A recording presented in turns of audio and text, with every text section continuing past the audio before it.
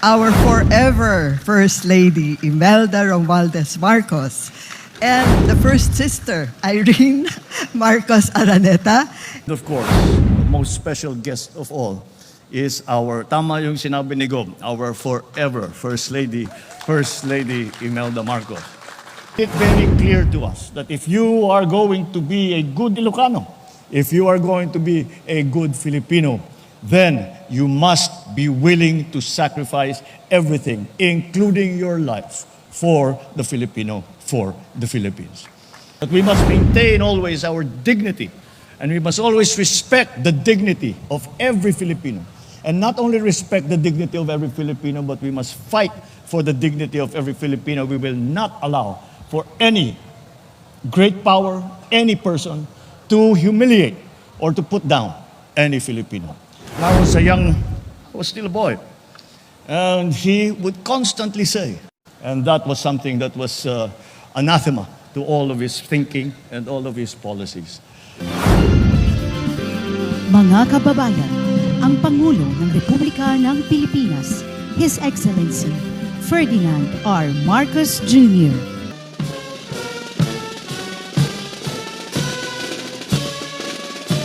For every life shaped by sacrifice, a nation rises in strength. Kadabyag asinubok ken sinakripisyo, at dapagilyan nga agtignay iti pamati ken panagkaykaysa. Tatta, agtignay tayo asumangbay iti masakbayan nga nasayaat ken narangay, a future built on renewal, revival, and rebirth. Ladies and gentlemen, welcome to the commemoration of the 108th birth anniversary of President Ferdinand E. Marcos Sr. Please remain standing.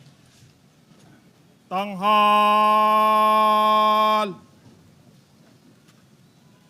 To! Na pinuno. Tanghal. Ta. Mga kababayan, ang pambansang awit ng Pilipinas.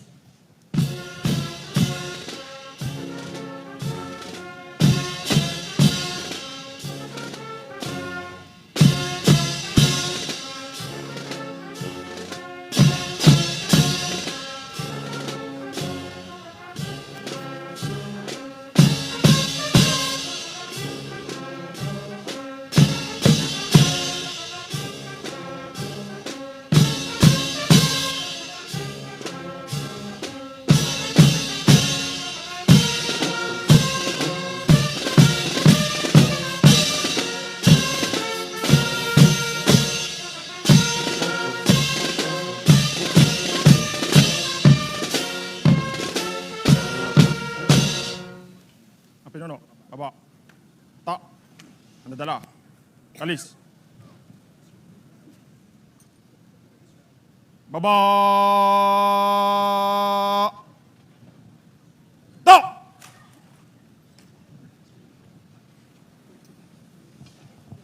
Let us remain standing for the singing of the Bagong Pilipinas hymn.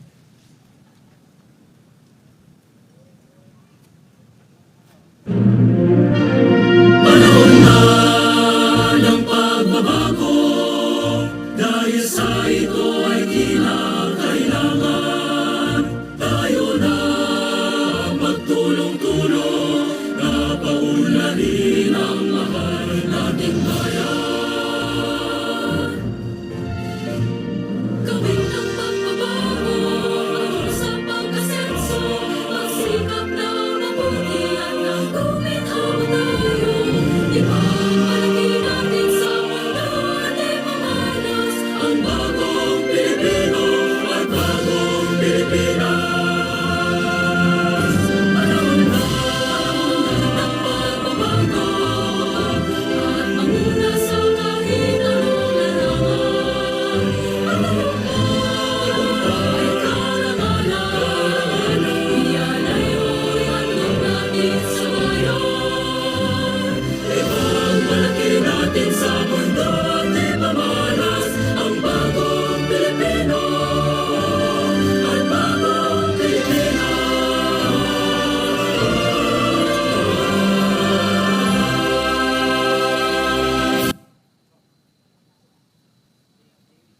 Mahal na Pangulo, handa na po ang pag-alay ng bulaklak.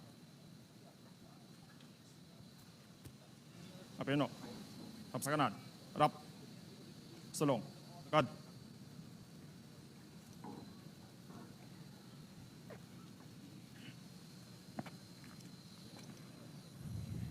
As we celebrate this significant occasion, let us take a moment to pay our respects and remember the great hero and leader who etched a prestigious legacy in our history. Sa sandaling ito, ating saksihan ang pag-aalay ng bulaklak sa bantayog ni Pangulong Ferdinand E. Marcos Sr. na sumisimbolo ng ating pagkakaisa at pagkilala sa kanyang hindi matatawarang kontribusyon sa ating bayan. Leading the wreath laying is His Excellency Ferdinand R. Marcos Jr., President of the Republic of the Philippines, accompanied by Major General Gulliver L. Senieres, Commander, 5th Infantry Division, Philippine Army, and Honorable Cecilia Araneta Marcos, Governor of Ilocos Norte. May we request former First Lady Imelda Marcos, First Lady Luis Araneta Marcos, Representative Ferdinand Alexander Marcos, Representative Angelo Marcos Barba, Miss Irene Marcos Araneta, Mr. William Vincent Marcos, and Mr. Joseph Simon Marcos to stand behind the dais.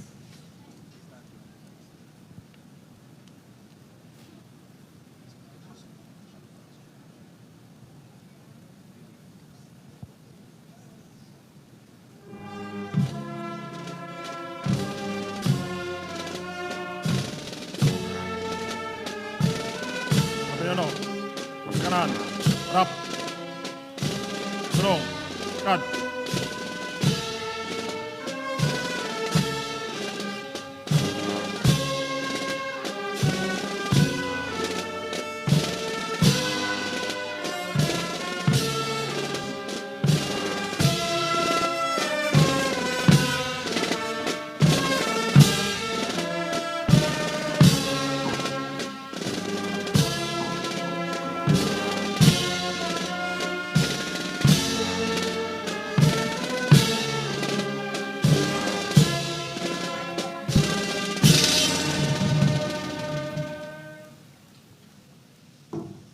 Tanghal.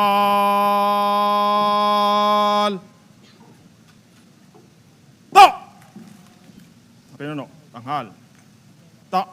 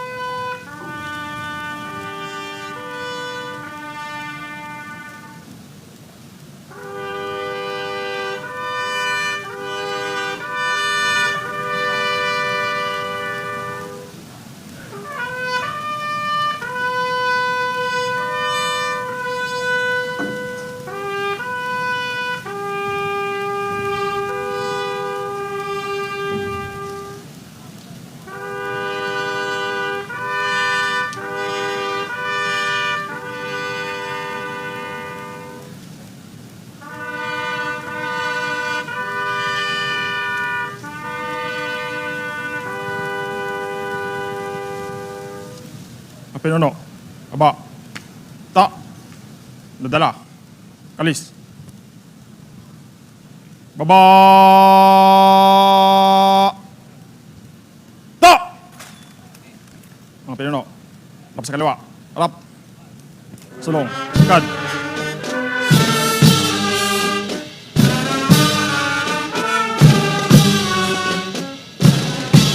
Kapino. Rap sa kaliwa. Rap.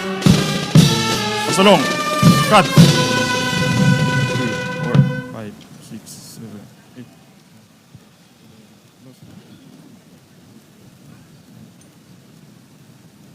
Tanghal.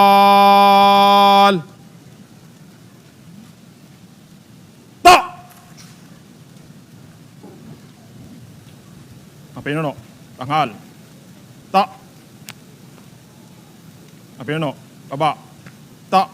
Handadala. Kalis. Baba. Ta.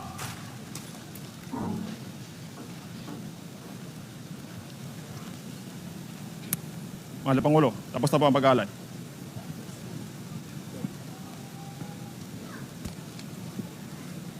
Piano. Baba. Ta.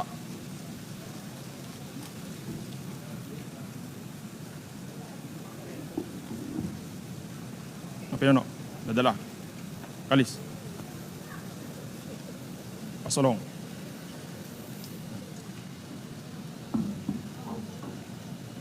Mga watanod.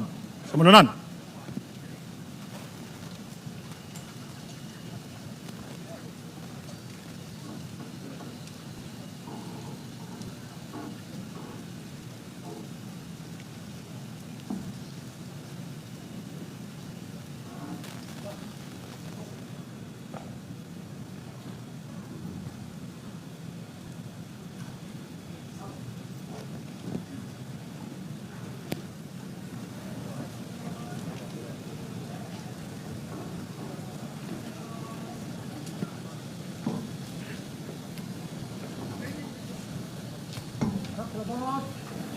Sulong.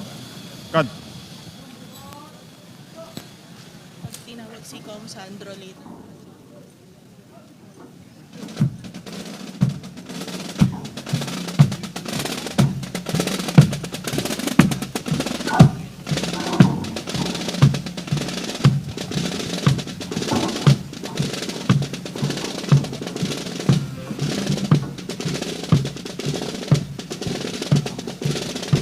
May we request everyone to remain settled at their respective places for the start of our program.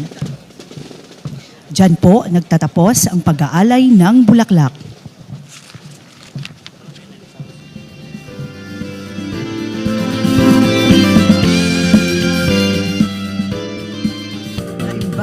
Bigat kada kayo amin apo, maragsakan na makita, ken makadwa kayo amin ditoy apo. I would really like to thank and greet our Excellency Ferdinand Marcos Jr.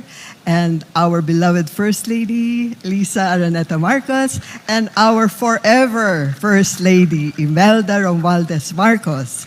And the first sister, Irene Marcos Araneta, and of course our Congressman Sandro Marcos and Congressman Angelo Marcos Barba, along with our honored guests and fellow public servants. On behalf of the Ilocano community, it is my honor to welcome you all to today's commemoration of the 108th birth anniversary of our Apo Lakay, former President Ferdinand Edralin Marcos. Our very own Apo Lakay was an Ilocano who dedicated his life to the Filipino people. And of course, in this day and age, I keep pondering and wondering what would he say in the state, for the state of the nation as it is today. So I thank God as well that he has given us a great leader that's here for such a time as this, that he is really able to navigate and weather all these things that are coming at him from his father's legacy. So we pray that the Lord will continue to guide us in the same spirit of integrity and service that Apo Lakay has exemplified. So thank you for being here. Thank you for coming to celebrate the 108th birthday of our beloved President Ferdinand Marcos Sr. God bless you all. Agyaman kami Apo Gobernadora Cecilia Araneta Marcos. At this point, may we call on House of Representatives Majority Floor Leader Ferdinand Alexander A. Marcos to introduce our guest of honor.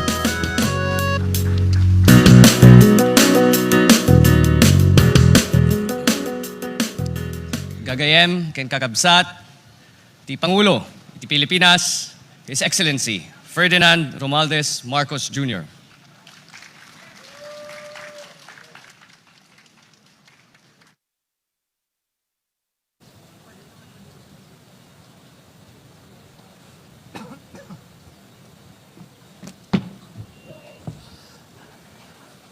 Thank you very much for the introduction from our first district representative, Congressman, Majority Floor Leader, Congressman Sandro Marcos. Andito rin siyempre ang ating diputado ng Segunda Distrito, the Congressman from the Second District, Congressman Angelo Barba, our newly installed Governor, Governor Cecilia Araneta Marcos. I would also like to greet the Commander of the 5th Infantry Division of the Philippine Army, Major General Bolivar Señires. Batak City Mayor, Mayor Marky Chua. Of course, all the mayors, vice mayors, councilors, members of the Sangguniang Panlalawigan ng Ilocos Norte. We also have very many guests from the political leadership of Cagayan, of Pangasinan, of Isabela, at nandito silang lahat. Pasalamatan natin at sila ay nakarating para sa ating pagsasama dito sa pag-ugnay, sa ating pagdiriwang ng 108th birthday ng aking ama. The provincial and government officials, employees, residents of Batak, of course, First Lady Luis Araneta Marcos, fellow workers in government, distinguished guests, ladies and gentlemen, and of course, the most special guest of all is our, tama yung sinabi ni Gob, our forever First Lady Imelda Marcos. Naibag na bigat kada kayo amin, and first of all, I would like to thank all of you to have taken the time to join us as we celebrate the 108th birthday of my father here in Batak. It is a very, as you can imagine, it is a very, very important day for the Marcos family because we remember the greatest of all of us, President Ferdinand Erdelin Marcos.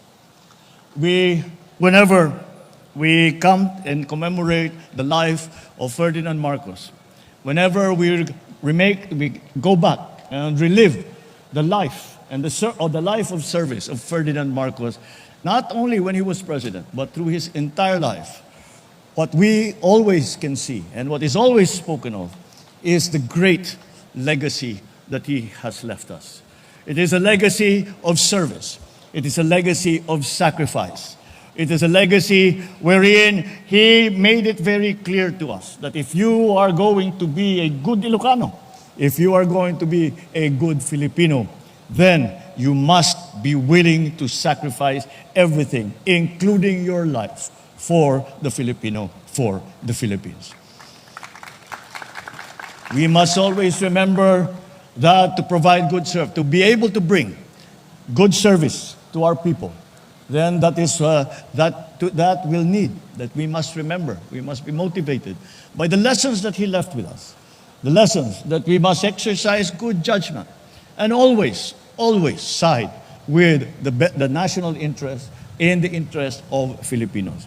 In everything that we do, we must be motivated by a true commitment to service, and it must be driven by a true love of every single Filipino and a love for the Republic of the Philippines. These are the many, many lessons that we must maintain always our dignity, and we must always respect the dignity of every Filipino. And not only respect the dignity of every Filipino, but we must fight for the dignity of every Filipino. We will not allow for any great power, any person, to humiliate or to put down any Filipino. We must also always remember that we must do the right thing. That despite the difficulties, we must always find ourselves on the right side of history. I always remember when I was still a boy, and he would constantly say, and that was something that was anathema to all of his thinking and all of his policies. And there is another lesson that we learned from, I was about to say the old man, kasi ganun nang, that is how we referred to him when he was alive. And another lesson that we learned from him is that we must always maintain our own dignity and the dignity of the country. And we must always continue to sacrifice that and to remember that sometimes the best thing to do, the most honorable thing to do, is the hardest thing that you have to do. But that is the sacrifice that we make, and that is the commitment that we have to the service of Filipino people. So when we remember all of these lessons and the very, very important and very, very wide-ranging and deep legacy that Ferdinand Marcos left to us, what we now, those of us who are still here and still hold his memory in reverence, what we need to do is to make ourselves worthy of that legacy, worthy inheritors of that legacy, that we must also live up to the standards that he set for us, that we must always continue to remember what we are doing, and that what we are doing is not for ourselves. What we are doing is for the country. What we are doing is for the Filipino people. And only then can we say that we are the proper inheritors of such a legacy. Only when we have shown that we have met the standard that he set for us when he was alive, and he continues to set for us in his memory, that is the only time that we can say, yes, we can continue his legacy. But this is not a job that is done by doing one good thing, two good things, three good things. We are only worthy of that legacy if we live a life of service, if we live a life of commitment, if we live a life of sacrifice for our people. If we continue to think of ways to help our people. One of the many things that he often would tell me, do not go by the path that is well trodden. Make your own way. Because if you follow other people, you will end up in just the same place. So that if you want to bring progress to the Philippines, if you want to bring a better life to Filipinos, you must find your own way. You must find your own path. And that is the most important lesson, in that we cannot continue to just do, as we refer to it now, business as usual, just go and continue what has always been done. We must continue to use our skills, our intelligence, our strengths, so that we can find new ways to be of service to the Filipino. So today, as we remember the life of Ferdinand Marcos, and we look to his legacy, what we must now remind ourselves is that we must ask ourselves, are we worthy of such a great legacy? Are we worthy of such an important legacy? Are we worthy of such a deep legacy? We will only be that if we can say that we have given our lives to the service of the Filipino. And that is the ultimate lesson that we must learn and to live by when we think of Ferdinand Edelin Marcos Sr. Thank you very much, and good morning.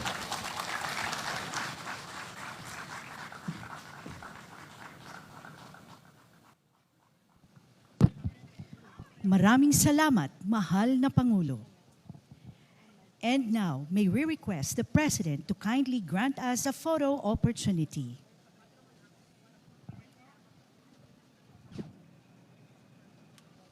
First, may we call on former First Lady Imelda Marcos, First Lady Luis Araneta Marcos, Miss Irene Marcos Araneta, House of Representatives Majority Floor Leader Ferdinand Alexander Marcos, Congressman Angelo Marcos Barba, Ilocos Norte Governor Cecilia Araneta Marcos, Mr. William Vincent Marcos, Mr. Joseph Simon Marcos, and Miss Mandy Marcos to join the President.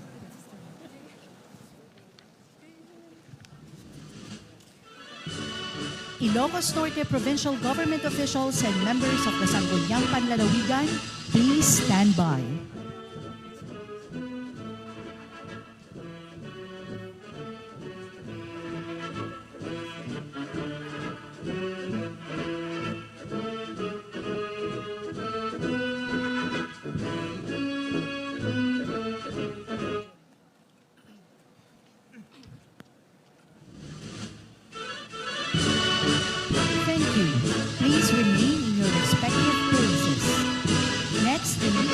the Ilocos Norte provincial government officials and members of the Sangguniang Panlalawigan for the photo opportunity. Mayors of Ilocos Norte, please stand by.